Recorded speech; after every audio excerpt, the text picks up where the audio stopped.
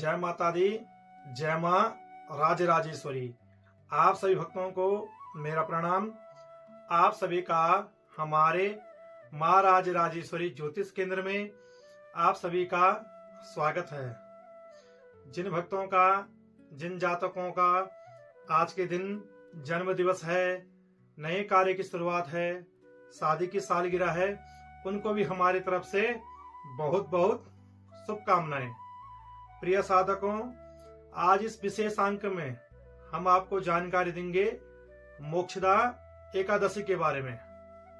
आप सभी को पता है, जो एकादशी का व्रत है वह भगवान श्री नारायण को समर्पित है। एकादशी में भगवान श्री नारायण की पूजा अर्चना की जाती है और भगवान श्री नारायण को प्रसन्न करके उनका आशीर्वाद प्राप्त किया जाता है। अब हमारी जो आने वाली मोक्षदा एकादशी है, इसके नाम में ही इसका अर्थ छिपा हुआ है। आप आने वाली मोक्षदा एकादशी का व्रत 1 दिसंबर को रखेंगे और भगवान श्री नारायण का आशीर्वाद प्राप्त करेंगे। मोक्षदा एकादशी के बारे में इस अंक में हम आपको और भी जानकारी देंगे, तो आप ये अंक ध्यानपूर्वक सुनना। तो सबसे पहले हम आज का पंचांग देख लेते हैं। आज का पंचांग है संवत 2082, 30 नवंबर 2025, मार्गशीर्ष मास, शुक्ल पक्ष, दशमी तिथि, उत्तर भाद्रपद नक्षत्र और रविवार। प्रिय साधकों, आप सभी को मैं अपने प्रत्येक अंक में जानकारी देता हूं। जो एकादशियां होती है वह एक वर्ष में 24 एकादशियां होती है। आप यह मान लीजिए एक महीने में 2 एकादशी, तो एक वर्ष में 12 महीने होते हैं और 12 महीनों को भी 24 एकादशियां। जितनी भी हमारी यह 24 एकादशियां हैं वह भगवान श्री नारायण को समर्पित है। जो भी साधक, जो भी भक्त एकादशी का व्रत रखते हैं, भगवान श्री नारायण का स्मरण करते हैं, भगवान श्री नारायण का पाठ करते हैं, जितने भी उनके अनेकों अनेक नाम है उन नामों का उच्चारण करते हैं, उनको भगवान श्री नारायण का आशीर्वाद प्राप्त होता है और भगवान श्री नारायण का जो मोक्ष धाम है उसकी प्राप्ति होती है।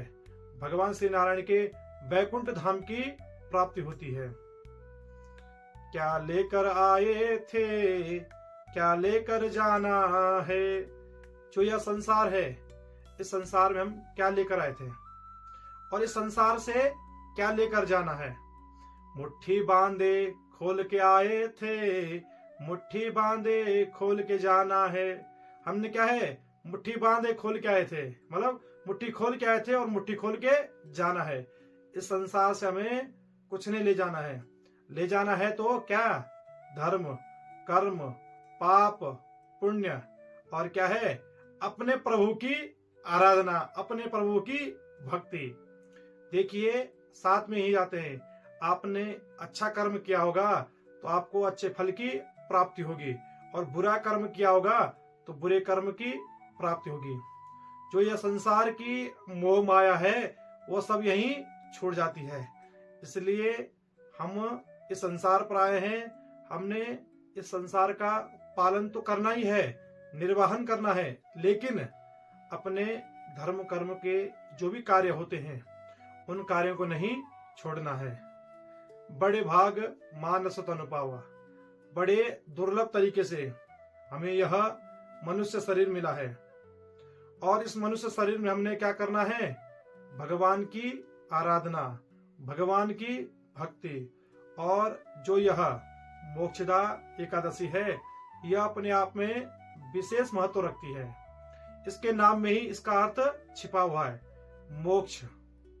जो भगवान की अच्छे से आराधना करेगा, निष्कपट निश्छल से भगवान की आराधना करेगा, भगवान का स्मरण करेगा, उसी को ही भगवान श्री नारायण के वैकुंठ धाम की, मोक्ष की प्राप्ति होगी। हर एक साधक, हर एक जातक चाहता है हमें भगवान के मोक्ष धाम की प्राप्ति हो। लेकिन भगवान के मोक्ष धाम की प्राप्ति कब होगी? आप न भगवान की आराधना करोगे, न कभी भगवान का स्मरण करोगे, जीवन में पाप ही पाप करोगे, तो भगवान की जो मोक्ष धाम की प्राप्ति है वो आपको कभी प्राप्त नहीं होगी।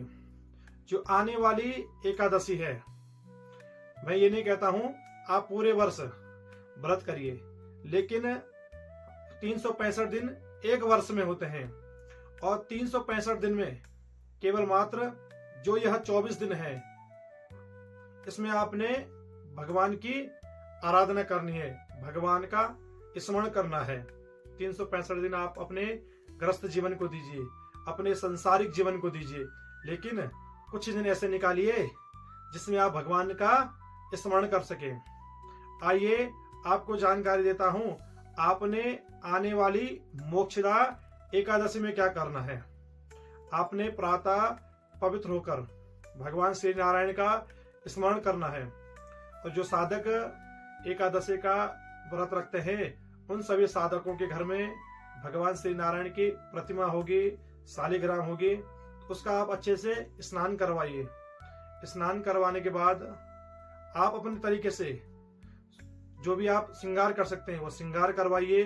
श्रृंगार करवाने के बाद भगवान श्री नारायण का जो भी मंत्र आप बोल सकते हैं वो मंत्र बोलिए, या फिर वेद मंत्र जिन साधकों को आता है, सहस्त्र से रेखा पूर्वकः सहस्त्राक्ष सहस्त्रपात सभूमि गुंग सर्वत स्पृत्वा त्यतिष्ठ दशांगुलम, इन मंत्रों का उच्चारण करिए। और भगवान को भोग में तुलसी दल अवश्य चढ़ाइए। भगवान को तुलसी अति प्रिय है, और जो भगवान को भोग में तुलसी का भोग लगाता है, भगवान श्री नारायण उस पे शीघ्र प्रसन्न हो जाते हैं।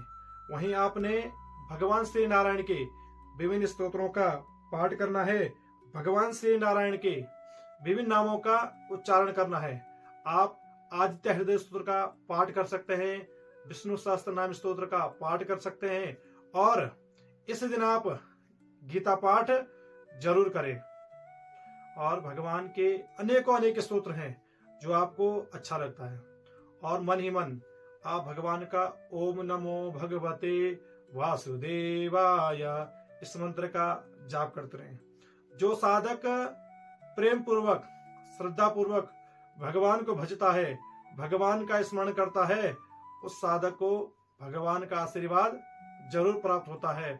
और भगवान, ध्यान रखना, भगवान हमेशा अपने भक्त की परीक्षा लेता है, तो आप परीक्षा में अच्छे से पास होइए और भगवान की सेवा निश्चल निष्कपट कीजिए। इसलिए आप अच्छे से जितना अपने से हो सके उसी तरीके से भगवान श्री नारायण की उपासना कीजिए।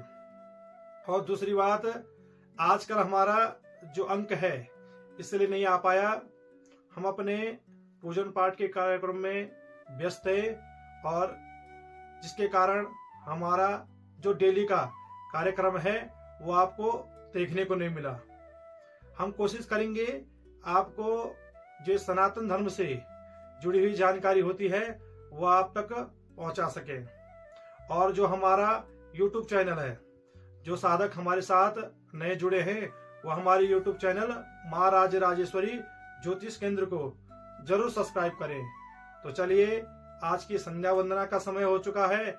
आप और हम भगवान श्री नारायण से जुड़ते हैं, उनका आशीर्वाद प्राप्त करते हैं।